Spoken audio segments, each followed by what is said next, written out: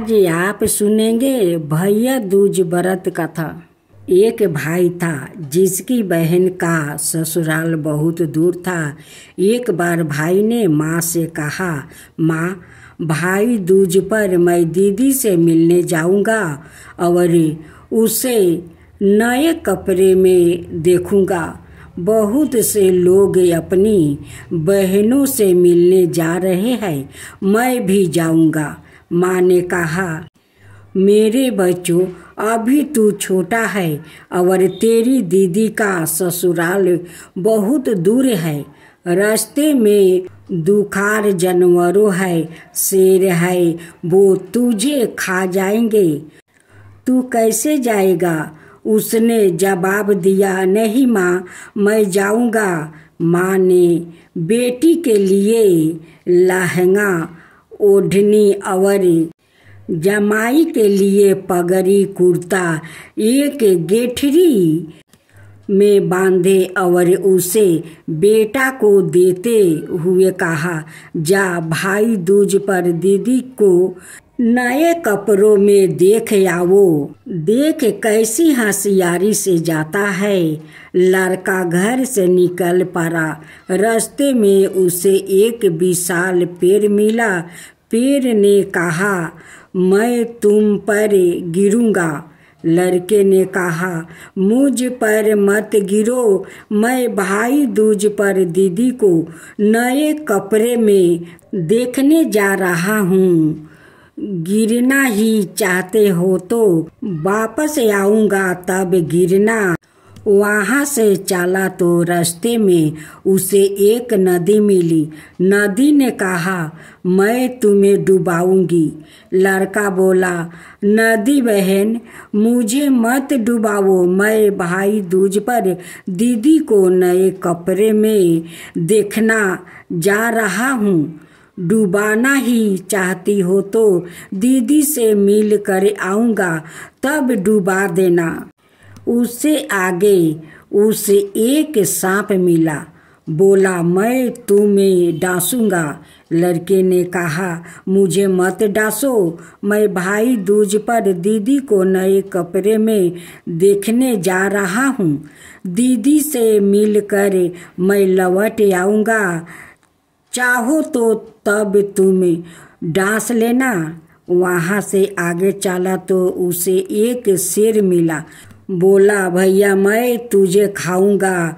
लड़के ने शेर से कहा, मुझे मत खाओ, मैं भैया दूज पर दीदी को नए कपड़े में देखने जा रहा हूँ। खाना चाहो तो वापस आऊंगा, तब खा लेना। अंत वो दीदी के ससुराल पहुंच गया। वहाँ वो पहुंचा तब उसकी दीदी राख कर चल रही थी। उनकी आंखें मिली पर वो भाई से मिलने के लिए खड़ी नहीं हुई, क्योंकि इन्हें इसी वक्त उसका सूत टूट गया। सूत टूट जाने पर मेहनत की अगवानी करने से मेहनत का अमंगल हो जाता है, पर लड़के को यह पता नहीं था। उसने सोचा, मैं इतनी दूर से मिलने आया हूँ पर मेरी दीदी ने मुझसे बात तक नहीं की। वो मुड़ा और वापस चल पड़ा। उसकी दीदी ने फटाफट सूत को जोड़ा और बोली, ओ भैया, तुम कहाँ जा रहे हो? तुम्हारे भले के लिए ही मैं नहीं उठी। टूटे सूत के साथ मैं तुम्हारी अगवानी कैसे कर सकती थी? भाई बहन गले मिले, एक दूसरे की कुशल क्षेमा पूछी। फिर बहन भागी भागी पड़ोसन के यहाँ गई। पूछा, ताई जी, मेरे भाई आया है, भाई दूज पर पहनने के लिए मेरे नए कपड़े लाया है, मुझे क्या करना चाहिए?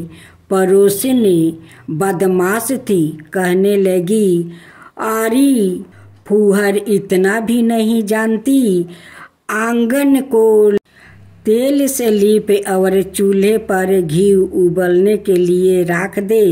बहन उल्टे पाँव वापस आई, बड़े बर्तन में घी उबलने के लिए चूल्हे पर रखा और आंगन में तेल छिड़का, पर ना तो घी उबला और ना ही तेल सूखा। वो भागी भागी दूसरी पड़ोसन के पास गई, कहा, चाची जी, मेरा भाई मेरे लिए भाई दूज के कपड़े लेकर आया है। मैंने ताई जी से पूछा तो बोली कि आंगन को तेल से लीपे और घी उबाले, मगर तेल सूखता नहीं और घी उबालता नहीं। यह पड़ोसिन भली थी, कहने लगी, मैं तुम्हें बताती हूँ। गाय के गोबर और पानी लेकर बाल्टी में आंगन लीपो और पानी में चावल पकाओ। चावल पक जाए तो उनमें खूब सारा घी और चीनी डालकर भाई को खिलाओ। वहाँ वापस घर आई, आंगन को पानी बाल्टी में लेकर गोबर से लीपा, पानी में चावल पकाया और उसमें घी चीनी मिलाकर भाई को परोसे। 1 दिन बीता, 2 दिन बीता, 4 दिन बीते तो भाई ने कहा, दीदी अब मैं जाऊंगा। बहन सोचने लगी, मैं भैया के साथ शक्कर पारे भेजूंगा। माँ और बाबू को शक्कर पारे बहुत अच्छे लगते हैं। रास्ते में भूख लगेगी तो भैया भी खा लेगा। मैं उसके साथ चापतिया नहीं खस्ता, शक्कर पारे भेजूंगी। उस दिन वो रात को उठ बैठी और गेहूं पीसने लगी। पीसने शुरू किया ही थी कि एक काला सांप सीधे गले में गिरा। चक्कर में गेहूं के साथ सांप भी पीस गया, पर अंधेरी रात के कारण बहन को कुछ पता नहीं चला। उस आटे के उसे शक्कर पारे बनाया और सवेरे उसने भाई को विदा किया। उसने शक्कर पारे की पोटली देते हुए कहा, भाई होशियारी से जाना। 2-4 शक्कर पारे उसने अपने बच्चों को देने के लिए रख लिया। भाई के जाने के बाद बच्चों को, तुम लोग यहीं रहना, मामा को गांव पहुंचाने जा रही हूँ, जल्दी से लौट आऊंगी। भाई और बहन ने विकट जंगल में प्रवेश किया। साथ लाई वस्तुओं भेंट करके बहन ने शेर, सांप, नदी और विशाल वृक्ष से भाई को रक्षा की। चलते चलते उन्हें प्यास लग गई।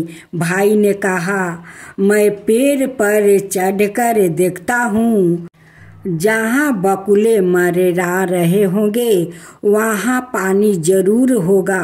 वो पेड़ पर चढ़ा। कुछ दूर पर उसे बकुले मरराते देखा। बोला, दीदी तुम वहाँ उपाय में बैठो, मैं पानी लेकर आता हूँ। उसके जाने के बाद बहन ने विद्यार्थी को जंगल में घूमते देखा। विद्यार्थी होठों ही होठों में बरबराती जाती थी। एकलौते बेटे को बचाना है, एकलौते बेटे को बचाना है। बहन ने चिल्लाकर पूछा, अम्मा तुम क्या कह रही हो?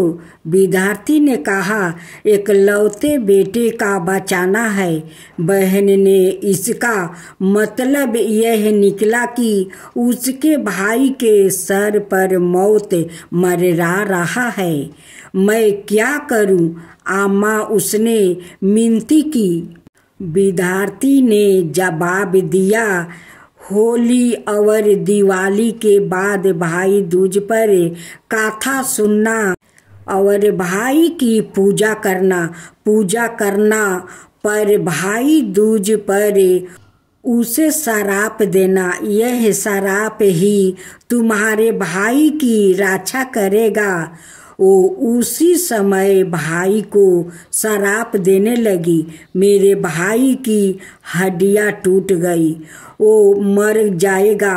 भाई पानी लेकर आया तब भी वो चुप नहीं हुई। सुनकर भाई को धक्का लगा। वो सोच में पड़ गया, अब क्या होगा। वो घर पहुंचा तो वहाँ जोर शोर से भाई के विवाह की तैयारियां चल रही थी। बहन ने कहा, तुम इसकी शादी कर रहे हो, मेरी भी करो। सबको अचरज हुआ। भाई ने कहा, दीदी बहुत अच्छी और चतुर थी, आज जाने इसे क्या हो गया है। शादी से पहले की रस्में चल रही थी। दूल्हा साख पीढ़ी पर बैठा था। बहन ने कहा, वो अकेला कैसे बैठेगा, मैं भी बैठूंगी। सबको यह बात बड़ी अजीब लगी, पर भाई ने कहा, इसे कुछ मत कहो, इसे भी पीढ़े पर बैठने दो। दूल्हे को हल्दी तेल की उपटन लगाई जाने लगी तो बहन चिल्लाई, मुझे भी उपटन लगाओ, मेरे भी उपटन लगाओ। भाई ने कहा, यह पागल हो गई है, लगाओ, इसको भी लगाओ। रिश्तेदारों और दोस्तों के यहाँ से बर भोज का न्योता मिलने पर वो कहती है, मैं भी चलूँगी। इस तरह जो भाई ने किया वो उसने भी किया। शादी के दिन दूल्हा घोड़े पर बैठकर रखना हुआ तो वो भी उसे घोड़े पर बैठने की जिद करने लगी। भाई ने कहा, इसे भी मेरे साथ बैठा दो। वधू के द्वार पर लटके तोरण से बर के तलवार टकराने की बेला पर बहन ने कहा, मैं भी करूँगी। और जब दूल्हा दुल्हन के संग देवताओं की पूजा करने बैठा तब भी वो भाई के साथ बैठी। भाई ने कहा, यह पागल हो गई है, जो मैं करूँगा यह भी करेगी। वर वधू के पवित्र अग्नि के फेरे लिया तब भी वो पीछे नहीं रही। दूल्हा को लेकर बारात वापस आई तो वो भी साथ आई। रात के दूल्हा दुल्हन सोने के लिए कमरे में जाने लगे तो बहन ने कहा, मैं भी उनके पास जाऊंगी। भाई ने कहा, कोई बात नहीं, इसे सोने दो। वो बीच में सो गई। पर्दा लगाकर उसी कमरे में उसका बिस्तर भी लगा दिया गया। आधी रात को दूल्हा दुल्हन नींद में डूब गया तो एक सांप आया और नींद में सोए हुए थे जोरे की और रेंगते हुए बहन ने लगा। बहन को नींद कैसे आ सकती थी। ओ भाई के दुश्मन की बाट वो जोह रही थी। सांप को देखते ही वो झपटती और उसके 3 टुकड़े किया और टुकड़ों को एक दल के नीचे छुपा दिया। फिर वो आराम से सो गई। सुबह सब जाग गए पर वो सोती रही। भाई ने कहा, दीदी सो रही है, मेहमानों को विदा कर दूं। उठ गई तो पता नहीं वो पागल क्या कर बैठे, पर माँ ने बरज दिया, नहीं बेटा वो पागल नहीं है, यह ऐसे तो कभी नहीं सोते। बचपन से ही इसकी नींद कच्ची है। मेहमानों को विदा करने से पहले इसे जा दो, नहीं तो तुम्हें उन्हें वापस से बुलाना पड़ेगा। उन्होंने उसे जगाया। जागते ही यह कहने लगी, सब गांव वालों को इकट्ठा करो। मैं सबको बताऊंगी कि क्यों मैंने बच्चों को पड़ोसन के पड़ोस छोड़ा, कैसे मैंने भैया का पीछा किया, घर परिवार से दूर रही।